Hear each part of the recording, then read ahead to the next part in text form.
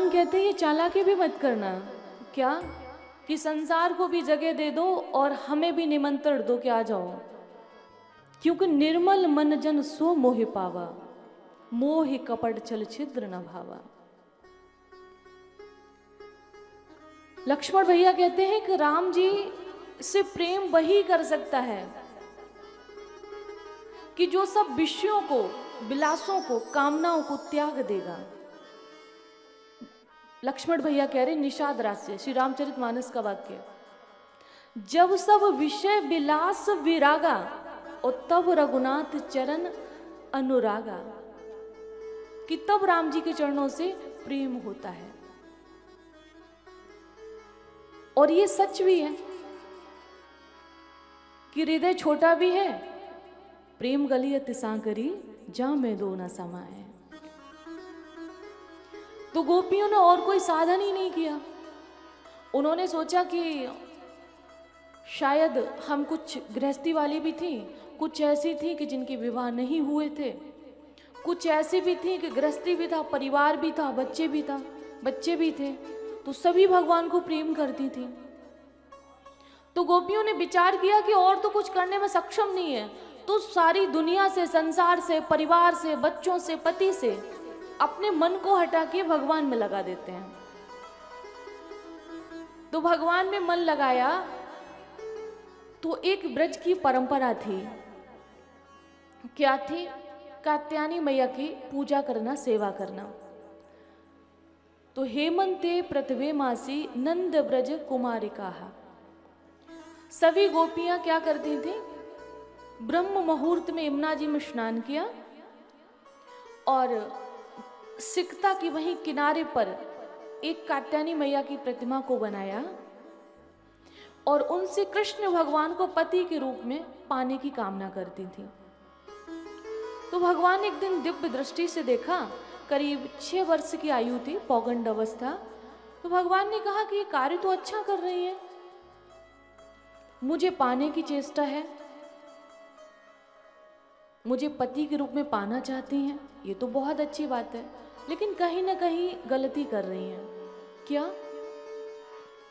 निर्वस्त्र होकर स्नान करती हैं, और जो जल में निर्वस्त्र होकर स्नान करता है उससे अपराध लगता है, पाप लगता है। भगवान कहते हैं मुझे पाने के लिए अगर आप कोई चेष्टा, कोई सत्कर्म कर रहे हैं तो आपकी कोशिश होनी चाहिए कि उसमें त्रुटि ना हो। भगवान ये कहते हैं। और अगर गलती हो रही है तो उस गलती का भगवान से निवेदन करिए। फिर आवाहनम न जानामि न जानामि तवार्चनम पूजा चैव न जानामि क्षम्यतां परमेश्वर। आपकी पूजा करना नहीं जानता, आपको अर्चन बंधन करना नहीं जानता, आपका आवाहन करना नहीं जानता, क्षम्यतां परमेश्वर, आप मुझे क्षमा करिए। तो फिर आप ये याचना करिए। तो गोपियां त्रुटि कर रही थी कि वस्त्र ना पहनकर स्नान कर रही थी। तो भगवान ने कुछ सखाओं को लिया और कदम्ब के वृक्ष पर जाकर बैठ गए। जैसे ही गोपियों ने वस्त्रों को उतार कर किनारे पे रखा, यमुना जी में प्रवेश किया, भगवान ने सारे वस्त्रों को लिया और कदम्ब के वृक्ष पे जाकर बैठ गए।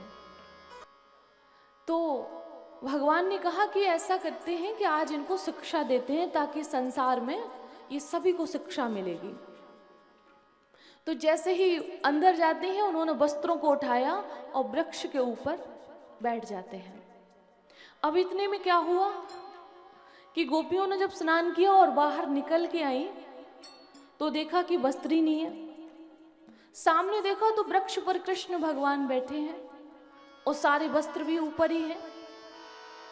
तो गोपियों ने कहा कि हे श्याम सुंदर, हम आपकी दासी हैं और आपको पाने के लिए ही ब्रह्म मुहूर्त में स्नान करके कात्यायनी मैया की सेवा पूजा करते हैं ताकि हम पति के रूप में आपको प्राप्त कर सकें।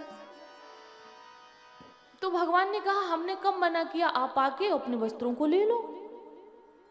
तो गोपियों ने कहा कि प्यारे आप जानते हो कि हमने अभी वस्त्र नहीं पहने हैं, तो बिना वस्त्र के हम जल से कैसे निकलेंगे।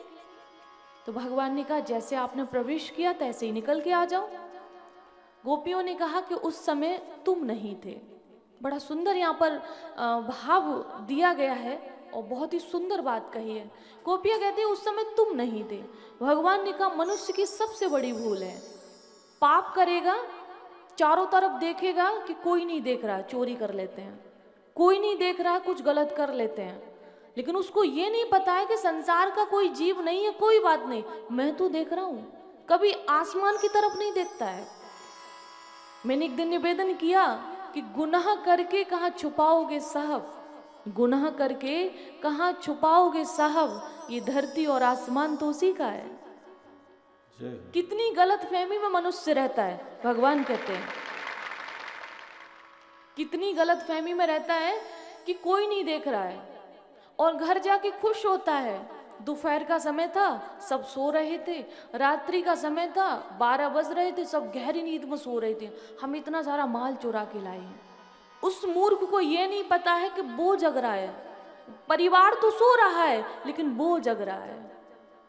और जिसके लिए तूने धन कमाया है, जिस परिवार के पालन के लिए चोरी की है, वो धन तो यहीं रह जाएगा, परिवार तो यहीं रह जाएगा। जब तू मर के जाएगा तो तेरे गुनाहों का हिसाब होगा, नरक मिलेगा, तब कौन तेरा साथ देगा, उसको ये नहीं पता है। तो भगवान कहते हैं मनुष्य की सबसे बड़ी भूल, अपराध करेगा, कोई नहीं देख रहा है, जबकि मेरा सीसीटीवी कैमरा 24 घंटे ऑन रहता है, एक बार भी बैटरी लो नहीं होती है, सबका हिसाब रहता है। यहाँ तो कभी कभी खराब भी हो जाते हैं, बैटरी लो भी हो जाती है, तो वहां तो उपलब्ध ऐसे है, एक खराब हुआ 10 ऑन है। और कुछ ऐसे गुप्तचर हैं जो हमारी पलकों पे बैठे हैं, जैसे निमि महाराज, चित्रगुप्त, कुछ हमारे कंधे पे बैठे हैं। गरुड़ पुराण पढ़िएगा, सब लिखा है, एक एक पल का हिसाब देते कहाँ जाओगे। और हमारे शरीर के एक एक अंग में देवताओं का निवास है, तो हमारी तो सब हिस्ट्री लिखी जा रही है वहां पर, हम क्या अच्छा कर रहे हैं, क्या बुरा कर रहे हैं। तो भगवान ने कहा कि देखो गोपियों, जब तुम नहीं थी उस समय भी मैं था,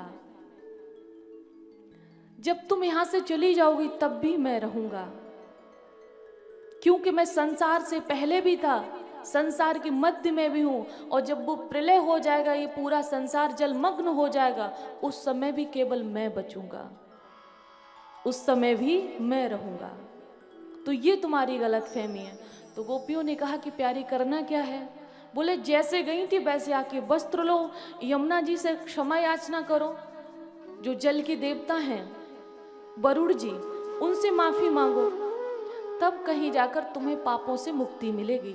तो गोपियां जैसी जिस स्थिति में थी बाहर निकल के आती हैं और भगवान से कहती हैं कि आप हमें क्षमा कर दीजिए और ये जो हमारे वस्त्र हैं हमें दे दीजिए, क्षमा याचना करती हैं। तब भगवान ने उनसे कहा कि गोपियों, अब मैंने जान लिया क्या कि तुम्हारे हृदय में कोई कामना और कोई वासना नहीं बची है, क्योंकि तुम जैसी जिस स्थिति में थी वैसी ही आई हो, जैसी जिस स्थिति में थी वैसी ही आई हो। तो इसलिए आने वाली शरद पूर्णिमा की रात्रि में हम तुम्हारा मनोरथ पूर्ण करेंगे।